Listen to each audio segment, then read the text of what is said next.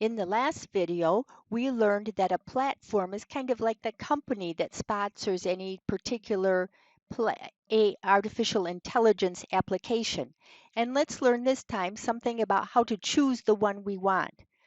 Just as there are different kinds of automobiles that serve different purposes, there are different kinds of tasks you can do with AI. You might just want some text, or you might want a graphic, a picture. You might want audio or video or some combination. And so you choose a platform that has that capability. Some are better at certain things than others. The second really important consideration for you is whether you have to log in, whether it's tracking what you do and taking that information and sending it back into its LLM training model or out to the internet. That's a particularly important consideration in college or in education, because if you wrote your paper and put it out there to have it do a grammar check and it sends it out to the internet, then actually somebody was writing a book, an author writing a book and put chapter 1 out on AI, some AI, to check it, and then they lost their copyright privilege to it because it was published. So uh, here are the ones that track that I'm going to be talking about in these videos. Gemini, which used to be Bard, is sponsored by Google, and my college has adopted that for use. Although if you look at the footnotes down there, you're supposed to be, if you want to use it with a Mott login, with my college login, you have to be age 18 or above. But we have dual enrolled students.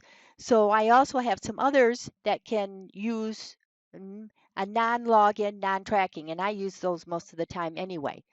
You have to find out what the requirements are. The two that I'm going to show you that don't track are Perplexity and Codebreaker EDU, which was made by teachers for teachers. Uh, when I'm going to demonstrate a certain way of looking at of talking to AI, of writing prompts for AI, they're called prompts.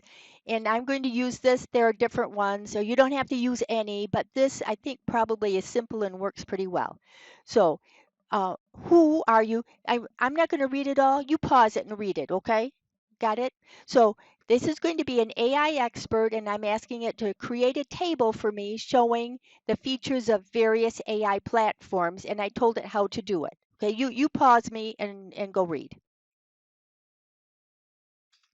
Here's the one for Gemini, and it actually did a pretty good job, I think, of assuming that most of the most of the platforms can do most of the things. I'm not sure it's really true. It might be hallucinating, but whatever.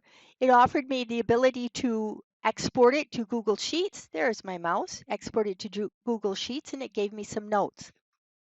This is Codebreaker EDU. It gave me the chart. You want a chart? Here's a chart. You got it? It's very simple, but it's free and it doesn't have a login. And then Perplexity, this is actually very similar to Google. It gave me this nice chart and it gave me some notes and some other related links. So that was pretty nice. Two more things to check on a platform, especially depending on what you're doing. What date was it trained to? And can it access the current internet, or was it only trained to September 2023, for example? So again, you pause it and read this. I'm going to ask AI to tell me the answers to those questions. So here is what Gemini said, and you can pause it and read it if you want to, but they always are going to want to make themselves look in the best light, of course. And here's the one from Codebreaker, which again, you can pause and read. And here's the one for Perplexity. So the more you play with them, the better you'll get at figuring it out. But the idea right now is just to know that there is such a thing.